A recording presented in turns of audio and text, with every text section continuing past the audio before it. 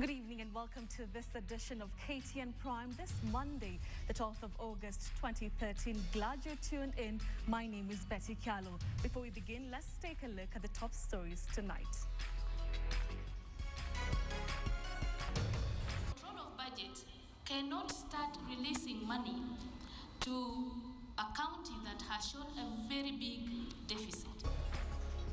Leaving large control of budget reads Governors the Riot Act over finances.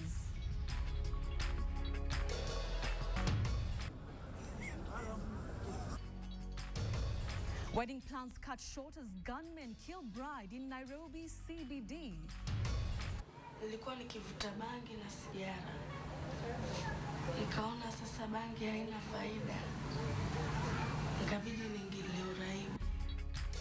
The drug menace, just what will it take to snare the deadly monster? Tafadhali tunashikwa na tunauawa bure. Smelling a rat, mixed reactions on proposed amendments to the Police Act.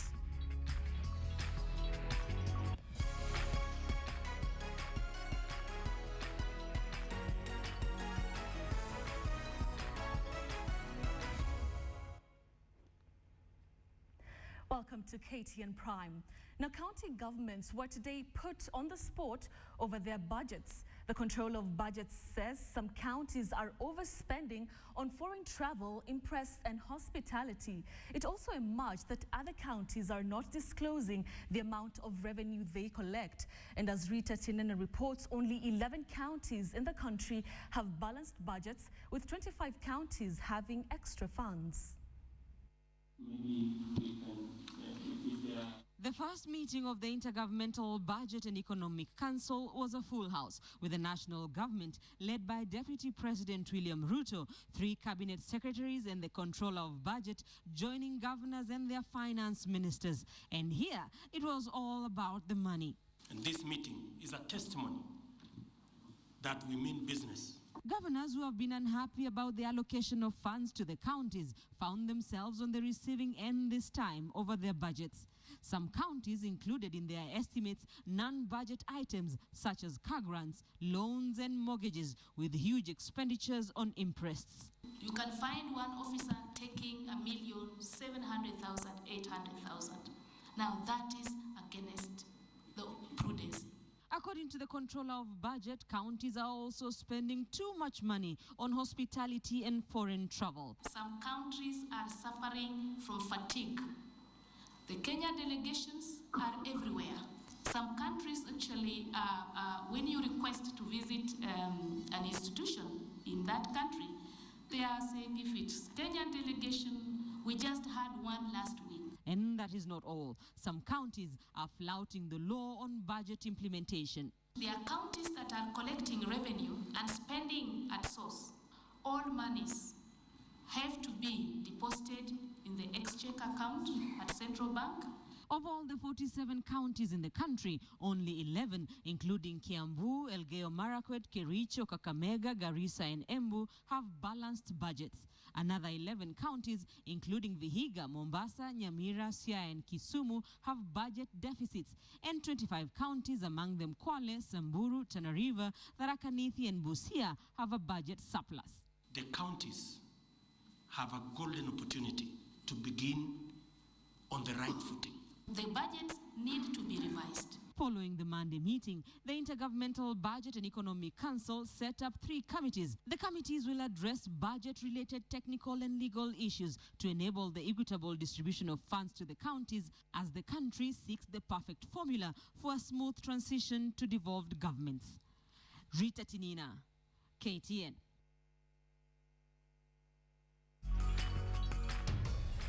The Big Q, in association with Nguvu Cement. And those revelations by the controller of budget on county spending leads us to a big question tonight. We ask, are you satisfied with the manner your governor is spending money allocated to your county? Are you satisfied with the manner your governor is spending money allocated to your county?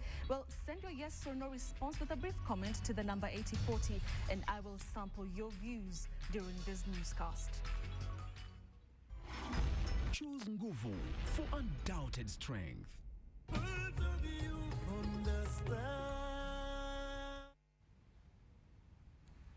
Continuing with our coverage, members of parliament clashed over the circumstances of the demolition of diplomatic duty-free shops at the Jomo Kenyatta International Airport. Officials from the Kenya Airports Authority, however, held their ground, insisting that the lease for the duty-free shops had expired in March and July 31st. Angel Katusia has these details. Agreed to take up the matter on your behalf. Before the Parliamentary Committee on Transport, Cabinet Secretary in the Minister of Transport and Infrastructure, Michael Kamau, and top Kenya Airports Authority officials sought to clarify why KAA had to demolish duty-free shops at the Jomo Kenyatta International Airport linked to businessman Kamlesh Patni. Were there order given by the court? Was there in order? Because this is what we want to know. There was no court order. The leases that were to expire on 31st, there was no court order, to our knowledge. Consequently, and in accord and with fidelity to law, you are perfectly entitled, honorable members, to eject somebody who is having no legal right to your property. So we did not throw out Nasil Ibrahim Ari, registered in the Isle of Man. Surely, Mr. Chairman. During the heated session, over 20 MPs, members of the Committee on Transport, differed on whether the Kenya Airports Authority had breached the law and the fate of the businessmen who had been evicted. Embakasi South MP Irshad Sumra accused KAA Managing Director Stephen Gishuki and the head of the security of being economical with the truth of the events surrounding the demolition of the shops. Sumra even claimed the demolishers had left exposed electric wires, which he alleged had caused the fire. But the head of the airport police, Eric Ryder, disputed that. We ensured that in every team of a maximum of 10, there was a KAA employee, mainly from security. Lawyer Fred Ngatia, who was representing KAA, was also taken to task by some MPs who sought to have him disqualify himself over conflict of interest, as they claimed that the lawyer had represented businessman Kamlesh Patni in the past. We are not lawyers, we don't understand. All I know is that this is Kamlesh, it's the same issue. I have been to court not less than 7 times. He has not said there's a conflict of interest. Right. He has not. We have been to court with his lawyers 7 times. If you so wish, I'll give you the proceedings, and you see in each one of those, they have never said there's a conflict of interest. MPs also demanded that the KAA boss explain why the authority had been renewing the contract of the duty-free shops, whereas the contract was an illegality. Angel Katusia, KTN Prime. 2 months. Well, that is the ultimatum the county commissioners have been given by President Uhuru Kenyatta to hand in their strategies for combating drug abuse. But as Ashamulu reports, critics are faulting the government's apparent new formula to rid Kenyans of this thorn in the flesh. The brownish liquid goes into the syringe. Brown sugar, she calls it. She injects the heroin into her bloodstream. This is her second dose of the day. By the time she goes to bed, she'll have injected herself with at least 5 more doses, just enough to sustain her usual level of intoxication. Right beside her is her partner in crime, her 14-year-old daughter. She is yet to graduate into using the syringe, so for now, she simply puffs the drug. Mamangu akaja akaugua, akafariki. Alivyofariki sasa ndo nilianza kuchanganyikiwa na maisha, mara nikajikuta nimeingililia huu uraibu wa madawa ya kulevya. By age 18, Zafina, not her real name, was already hooked to heroin. By the time her daughter was turning 11, she was also a regular user. Maisha yangu sasa ni sina kazi, nikaa naenda kujiuza mwili wangu ndo nishughulikie mtoto wangu. But over the years, this tale has become almost synonymous to the coastal region. Zafina and her daughter are simply a representation of a much bigger population that is addicted to drugs down at the coastal cities. And this is the president's latest strategy to bring down those numbers. County Commissioner na watu yake, baada ya miezi 6 na imebaki miezi 2, tunakutana pahali tulikuwa tu, kila mtu alete ripoti yake aseme amefanya nini kwake. Putting county commissioners on notice, however, has further complicated the fight against drug abuse in the country. Stakeholders say a more elaborate plan is needed to deal with the vice. Zile sehemu ambazo hapa Kenya ambapo hakuna madawa ya kulevya, karibuni kutakuwa watu wanatumia madawa ya kulevya wengi kuliko zile sehemu ambazo watu walianza kutumia zamani. The National Authority Against Drug Abuse, NACADA, agrees with that statement. Its survey last year showed Coast Region as leading in the number of drug addicts hooked on cocaine, heroin, piped tobacco, cat, or better known as miraa, bang, and cigarettes. Western Region leads Chang'an, bang, and tobacco use.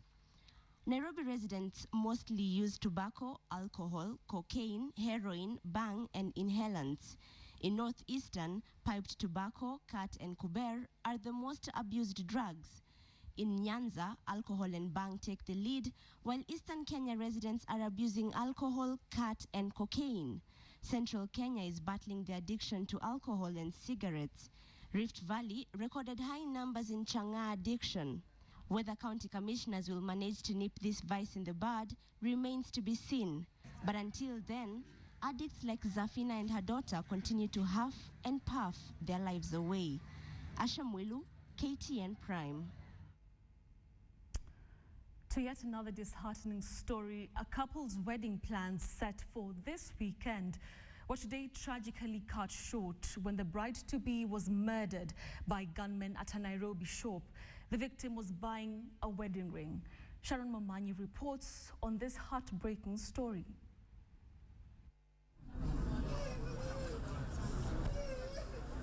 Tears of agony. That is what one Newton Nyaoke was reduced to after the cold-blooded murder of his fiancée this afternoon at Corner House in Kimathi Street. Newton and his fiancée were at this shop, shopping for their wedding rings. But all they got was this, a pool of blood in a murder most foul. According to Newton, who is a guard with KK Security, he and his fiancée had purchased a ring when 3 gunmen stormed into the shop and ordered them to raise their hands and kneel down. They heeded to this, though the gunmen went straight ahead and shot Beatrice and Newton's brother, who was also present. Newton and the deceased, Beatrice Adhiambo, were scheduled to get married this Saturday, and now death has halted their plans. Sharon Momanyi, KTN Prime. Truly disheartening story there by Sharon Momanyi. A couple's wedding plans that were set for this weekend were tragically cut.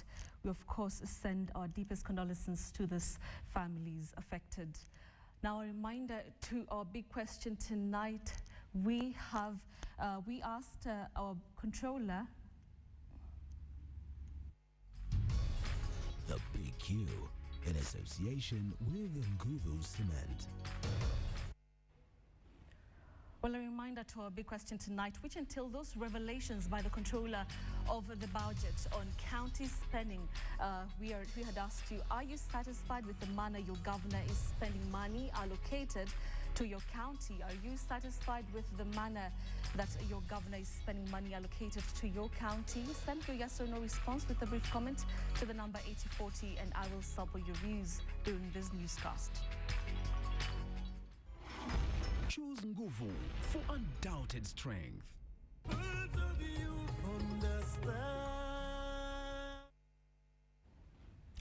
Let's take a short commercial break. KTN Prime will be back. Stay tuned.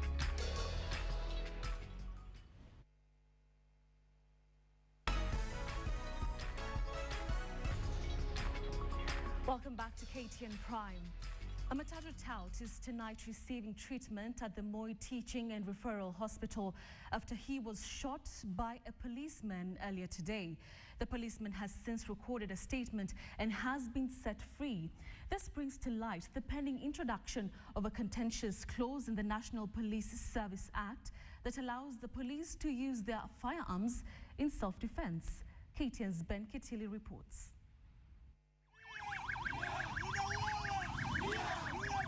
Scenes in Eldoret town Monday after a policeman reportedly shot a Matatu tout at a bus stop.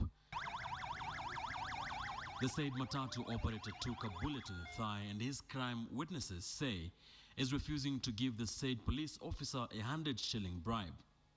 Wakamkimbiza na wakampiga risasi. Ndio tumekuja kulilia haki yetu hapa. Tabule. Alipigwa risasi hata saizi yako referral. And after recording a statement, the alleged trigger-happy policeman walks free. Such scenes could become more regular if a proposed amendment to the all-important National Police Service Act sees the light of day. The amendment seeks to allow police officers to use their weapons to protect property as well as deal with suspects escaping from lawful custody. The Commission on the Implementation of the Constitution, CIC, has opposed the said bill. But the one that we don't support is the one that seeks to enhance the powers of the police to use firearms. We have a bad history. We have a bad history, and I think we don't want to encourage that. Just a few weeks ago, police shot dead 4 suspected gangsters in Nairobi's Langata area. Consequently, an accusing finger is being pointed at the police for what has been termed as misuse of their firearms. I think that would only make it easier for the police to engage in more extrajudicial killings, and we think this kind of thing is not good in a country. On Sunday, July 28th this year, police gunned down 6 men and a woman in Nakuru's Moi Flats estate. We are opposed, and we indeed reject amendments to the National Police Service and the National Police Service Commission Acts. As it is currently, Schedule 6 of the National Police Service Act allows police to use their firearms in the event their lives are in danger.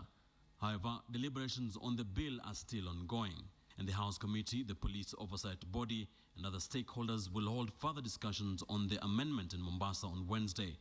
The outcome could determine whether or not police officers are in effect given a license to kill. Ben Kitili, KTN. Baringo Senator Gideon Moi has called on the Pokot community to maintain and uphold peace after the extended conflict that has caused unrest in the area. He spoke in East Pokot at Riong village during an event that brought together leaders of East Pokot and the community. The senator said the area has the potential to develop but has continued to lag behind due to community wrangles. Moi said the geothermal capacity that has been established in Kapedo area would greatly contribute to the area's development. At the same function was a Tiati Member of Parliament Asman Kamama, who is also the chairman of the Parliamentary Service Commission on Administration and National Security. Kamama dismissed reports that his commission was planning to dilute the role of the National Police Service Commission.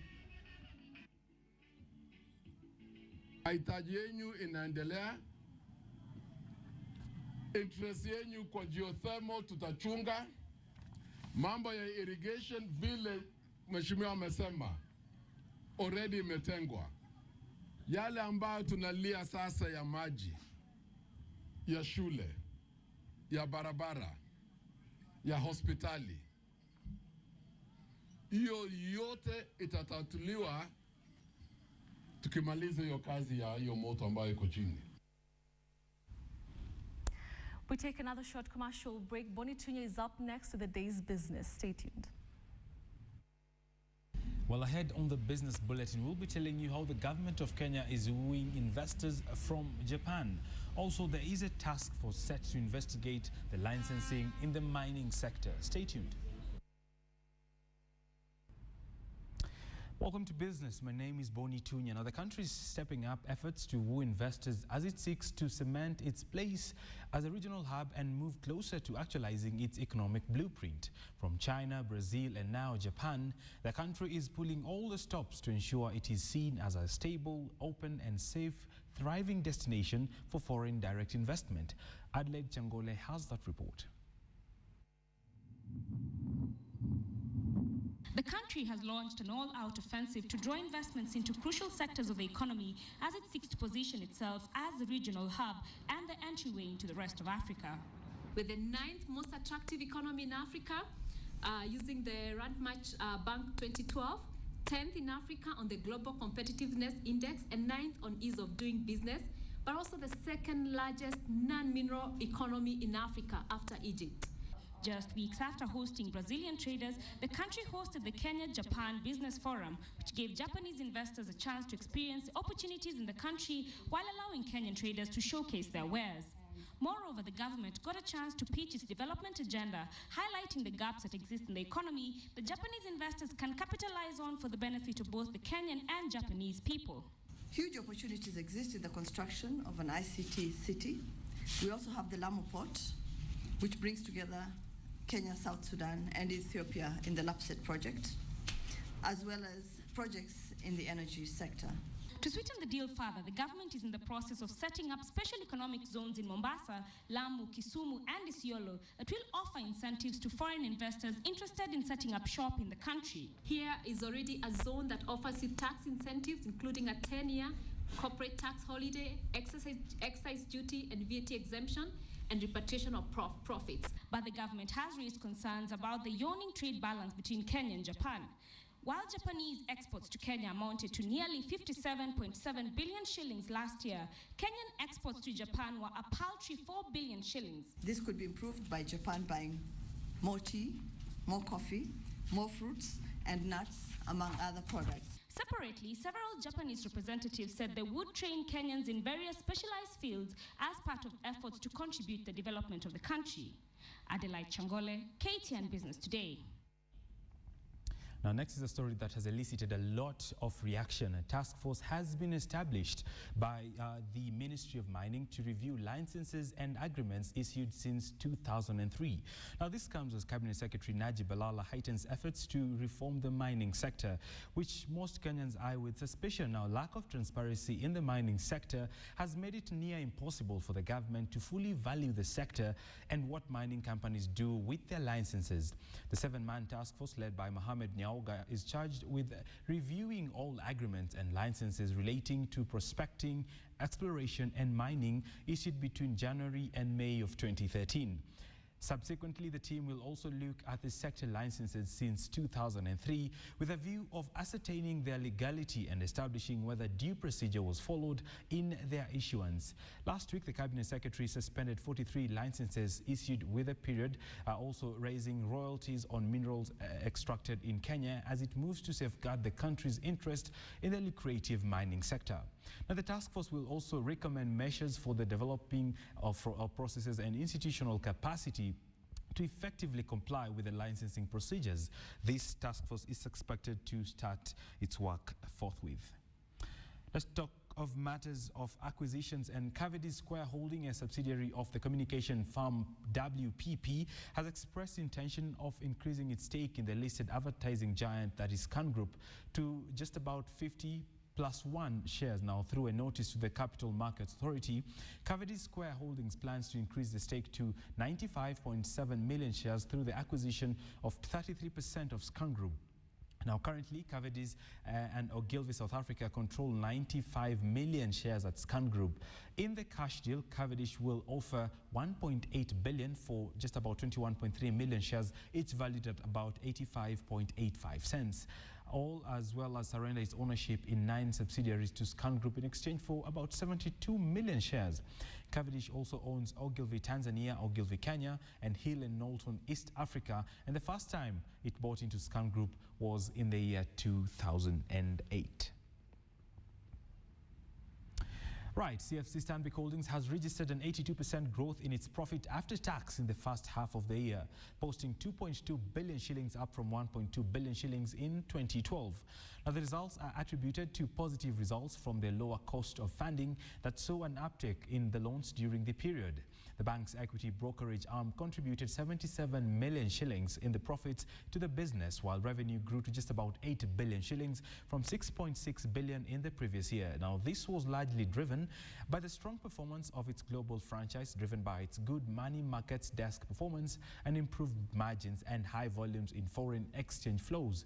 The firm remains upbeat about its latest arm, CFC Stanbic Holdings South Sudan, which contributed about 179 million into its profit, Kitty, over the same period. More than 50% of the population is under the age of 18 as we speak today. And the rate at which that younger generation is acquiring technology and technology savvy, I think by the time people like me get to retirement, that the market will be dominated by people who have very big heads and very big thumbs. Let's now take a look at the market numbers at the start of the week. That was 12th of August 2013. My name is Boni Tunya. Good night.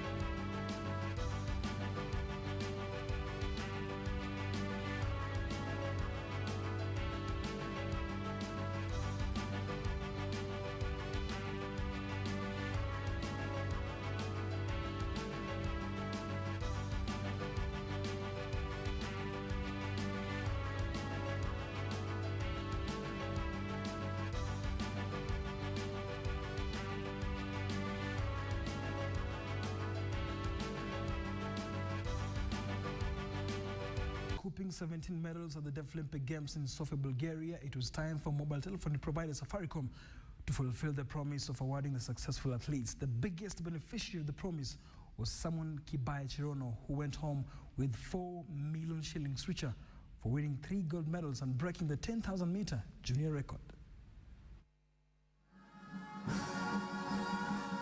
After the impressive outing in Sofia, Bulgaria, where they bagged 17 medals, the Deaflympics team was feted by the main sponsor, Safaricom. The mobile phone service provider, Safaricom, parted ways with 12.8 million shillings. The biggest winner was Simon Chirono Kibai, who bagged 3 gold medals in the 10,000 meters, 5,000 meters, and 1,500 meters. He was handed the 3 million shillings check and an extra 1 million shillings for breaking the 10,000-meter junior record. Another big winner was Betty Kyallo, who doubled her paycheck to 2 million shillings for lowering the world junior time over the 200 meters distance. Other winners were Daniel Kiptum, Lucas Wanjiru, Peter Roitich, and Baxton Menjo. Safaricom has also offered a training gym for the athletes ahead of the major championships.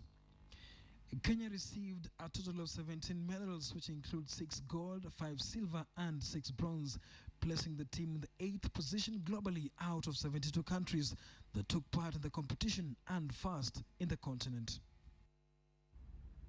And that's sports. I'm Nicholas Mudima. Have yourself a good night. Well, we're just about to wind up this edition of KTN Prime, but before then, let's revisit our big question tonight. And we had asked, are you satisfied with the manner your governor is spending money allocated to your county? Are you satisfied with the manner your governor is spending money allocated to your county? And of course, we have received immense responses, and 79% say no, and 21% say yes, they are indeed satisfied. Just to sample a few of these responses, one here says, no, I'm not satisfied with Bungoma County budget because youth have not been mentioned anywhere, yet the budget is reading millions of money. That is Joffrey Sini from Webuye. Another one here says, yes, I'm very satisfied with my governor, that is Alfred Mutua. Machakos County is never the same again. Lots of changes and improvements, roads, hospital services, and so much more. At least there is a success story there. Thank you very much for your polls. Choose Nguvu for undoubted strength.